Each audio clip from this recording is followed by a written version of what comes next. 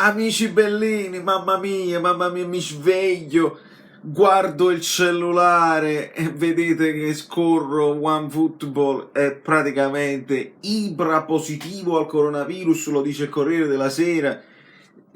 Usiamo il condizionale parrebbe, sarebbe positivo, ma pare che salti a questo punto la partita che io volevo vedermi oggi insomma, di Europa League, di preliminari Europa League, per capire anche questo Milan.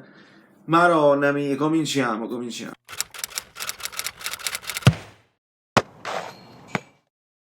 Allora, ragazzi miei, quando dico pare che salti la partita, intendo che Ibra salti la partita. Sto cercando notizie in tempo reale, pare che la partita sia confermata. Oltretutto c'era un altro caso nel Milan, Duarte.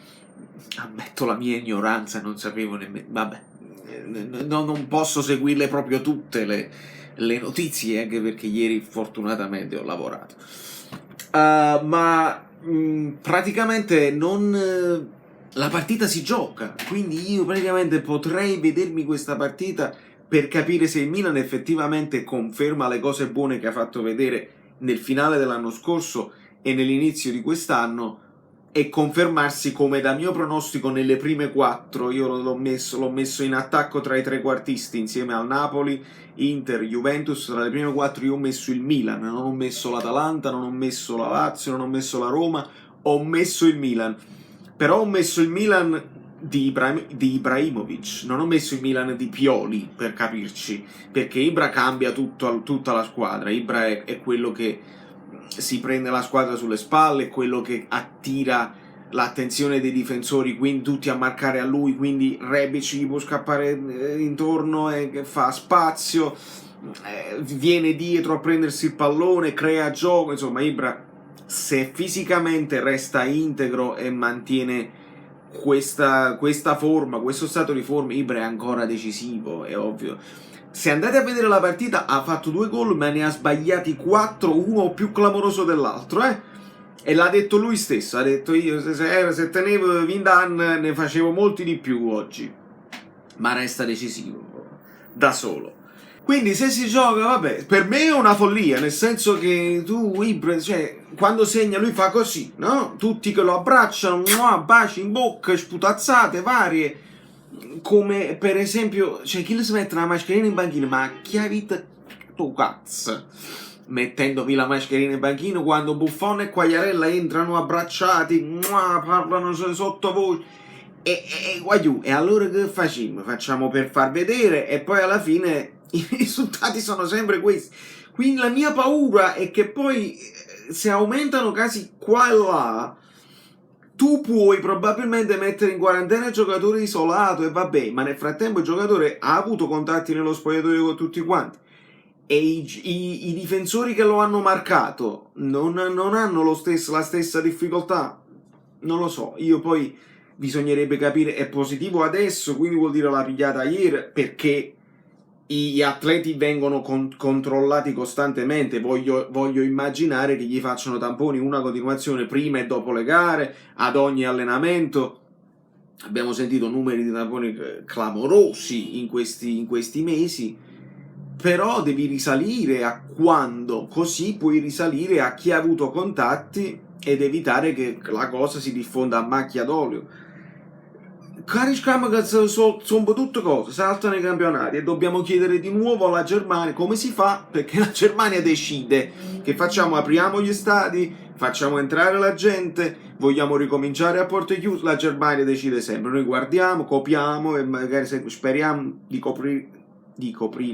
copiare bene, e quindi prendiamo esempio, così se sbagliamo, ma l'ha fatta la Germania, mi sembra evidente. Parlando di copiare, non vorrei nemmeno più citare la situazione di Suarez, che stanno uscendo altre cose, tutta quella reazione dei tifosi juventini, non c'entriamo niente, e l'avvocato non faceva più parte dello staff, e noi niente, non sappiamo niente. Adesso è uscito anche il nome di Paratici nelle intercettazioni, quindi piano col dire non c'entrate niente. A parte, sarebbe assurdo negare l'evidenza, no? Ma voi siete stati capaci di negare le evidenze di Calciopoli, siete stati capaci di negare le evidenze di rigori, di fuorigioco e anche di palloni all'interno di Montari presi da Buffon quindi mi aspetto di tutto.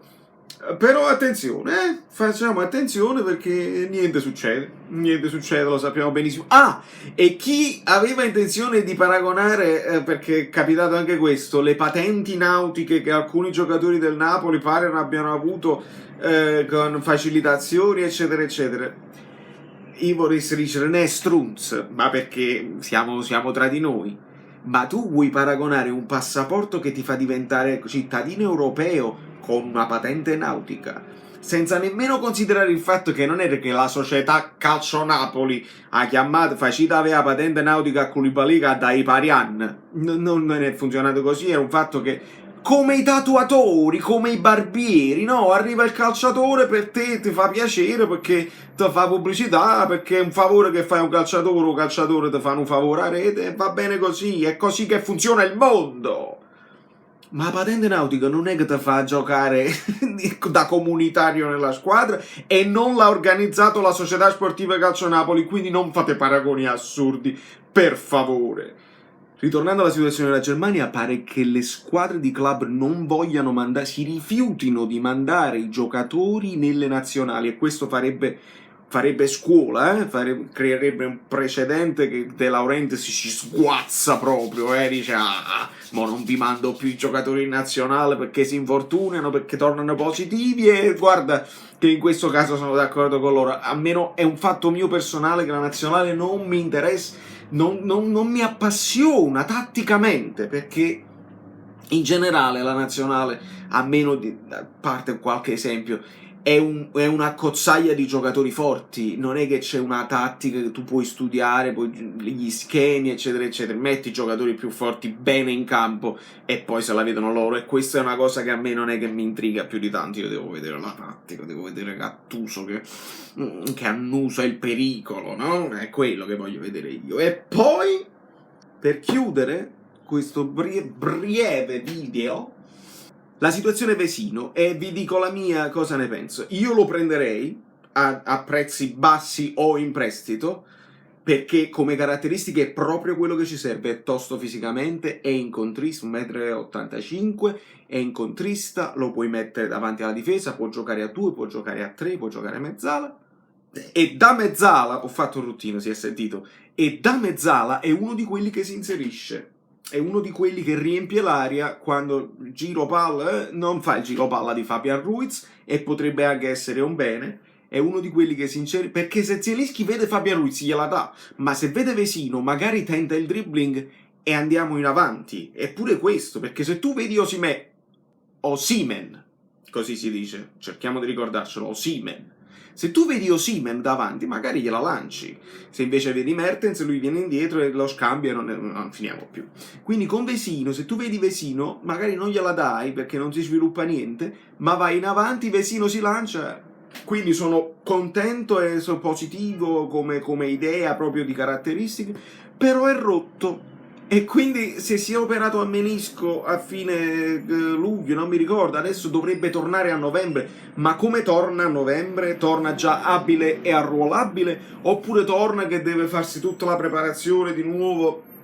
Non lo so, i suoi giocatori rotti non siamo fortunati, Milik, Gulab, eccetera, eccetera, potrebbe essere un rischio, però c'è anche da dire che questo è il sesto centrocampista che noi pigliamo, quindi possiamo apparare per un po' di tempo, però sapere, insomma, io sono d'accordo su questa operazione, non dovrebbe essere troppo dispendiosa e non dovrebbe richiedere il sacrificio di Koulibaly, che a quanto pare è molto più vicino a rimanere che non ad andarsene, perché pare Manchester City si sia tolto da mezzo e l'offerta del Paris Saint-Germain non soddisfa, e quindi ci potrebbe restare Koulibaly e questo mi fa tanto piacere, considerando che Koulibaly con Manolas secondo me si sposano. Non ascoltateli quelli che dicono sono uguali, sono diversissimi. Koulibaly imposta, Manolas fa il cagnaccio, e quando Manolas fa il cagnaccio e torna Alvaro Morata in campo, sono capate alla Britos, Poi in questi giorni facciamo dei paragoni audio, video, tutti per voi. Da New York, Valerio Flume è tutto. Vi voglio bene, mi raccomando, state safe, perché cazzo ancora, mamma mia. Poi vi dico. Amici bellini, vi siete iscritti al canale? Lasciate il like, se non vi siete iscritti al canale siete completamente pazzi. E se arriviamo a 5.000 iscritti, io poi vi faccio un regalo. Estrazione a sorte, si chiama giveaway, da Brooklyn, Saverio Solido, non mi ricordo.